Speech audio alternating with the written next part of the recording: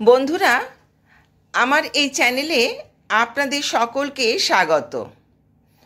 আজ আমি আপনাদের একটা সুন্দর কাহিনী শোনাবো, যে কাহিনীতে আমরা জানব যদি কারো পুত্র সন্তান না থাকে তাহলে তার শ্রাদ্ধ কে করবে। এক গ্রামে একটা কাঁচা বাড়ি ছিল। সেই বাড়িতে হরিনারায়ণ নামে এক ব্রাহ্মণ বাস করত, যার মাথার সমস্ত চুলগুলো সাদা হয়ে গিয়েছিল। বৃদ্ধ বয়সে শরীর দুর্বল হয়ে গেলেও মানসিক দিক থেকে দৃঢ় প্রকৃতির ছিলেন। আজ পিতৃপক্ষের দিন। উনি বাড়ির উঠানে কুশের আসন পেতে একটা পিতলের থালায় জল আর কালো তিল রেখে পিতামাতার শ্রাদ্ধ করছিলেন। কাঁপা গলায় মন্ত্র উচ্চারণ করছেন, কখনো উচ্চস্বরে, কখনো বা মৃদু গলায়। চোখ থেকে অনবরত জল গড়িয়ে পড়ছে। শ্রাদ্ধ অনুষ্ঠান সম্পন্ন করার পর বাবা মায়ের ছবির দিকে তাকিয়ে বললেন, আমি তো আমার কর্তব্য করলাম, কিন্তু একটা কথা আমার মনকে উদ্বিগ্ন করে তুলছে। যখন আমি এই ধরাধাম ছেড়ে চলে যাব তখন আমার শ্রাদ্ধ কে করবে? আমার তো কোনো সন্তান নেই। শ্রাদ্ধের এই পরম্পরা তাহলে কি আমাতেই থেমে যাবে? এই সব ভেবে উনি ভীষণ ভারাক্রান্ত হয়ে পড়লেন। ভাবতে ভাবতে যখন সামনের উঠোনের দিকে তাকালেন, দেখলেন উঠোনে পড়ে থাকা অন্ন কাক খাচ্ছে।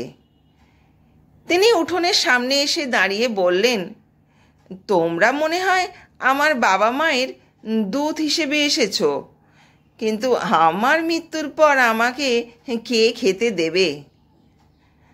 হঠাৎ তিনি দেখতে পেলেন তার বাড়ির দিকে প্রতিবেশী এক অনাথ বালক গোপাল আসছে, যে হরিনারায়ণের বাড়িতে ছোটোখাটো কাজ, জল ভরে দেওয়ার জন্য মাঝে মাঝেই আসত।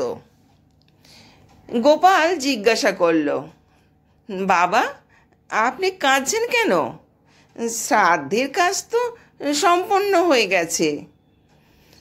হরিনারায়ণ গোপালকে বুকে টেনে জড়িয়ে ধরে বললেন, বাবা, আমি ভাবছি আমি মরে গেলে আমার শ্রাদ্ধ কে করবে?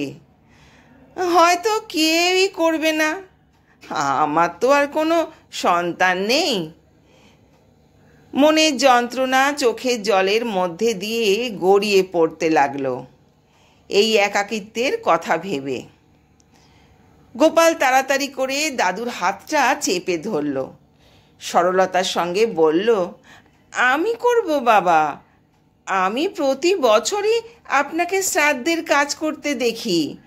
আমি শিখে গেছি কিভাবে শ্রাদ্ধের দিন পিতামাতাকে জল অর্পণ করতে হয়।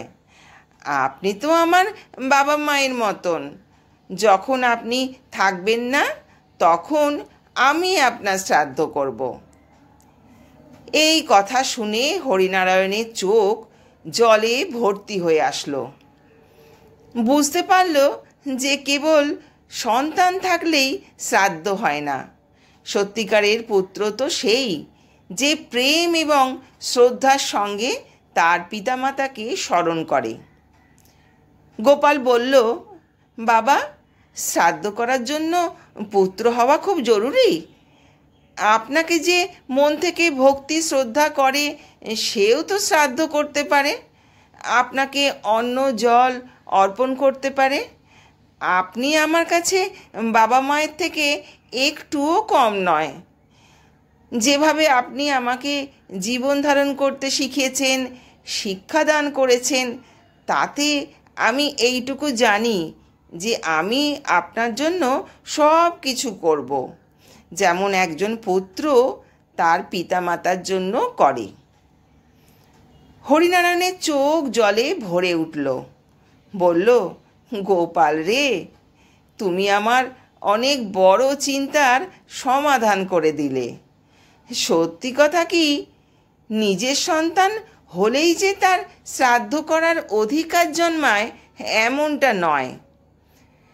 শাস্ত্রমতে বলা আছে, যদি কারো সন্তান না থাকে তাহলে ভাইয়ের ছেলে, শিষ্য বা ভক্তি শ্রদ্ধা করে এমন যে কেউ শ্রাদ্ধ করতে পারেন। শ্রাদ্ধতে রক্তের সম্পর্ক নয়, মনের সম্পর্ক অত্যন্ত গুরুত্বপূর্ণ। প্রেম এবং ভক্তির সঙ্গে অর্পণ করা শ্রদ্ধার্ঘ্য পূর্বপুরুষের কাছে পৌঁছায়। পূর্বপুরুষের কাছে জল ততক্ষণ পৌঁছায় না যতক্ষণ না কেউ ভক্তি শ্রদ্ধা সহকারে তা অর্পণ করে। এই ছিল আজকের গল্প। গল্পটি যদি আপনাদের ভালো লাগে তাহলে অবশ্যই লাইক করবেন, সঙ্গে চ্যানেলটিকে সাবস্ক্রাইব করতে ভুলবেন না এবং কমেন্ট করে জানাবেন গল্পটা কেমন লাগলো। সবাই সুস্থ থাকবেন, ভালো থাকবেন। ধন্যবাদ।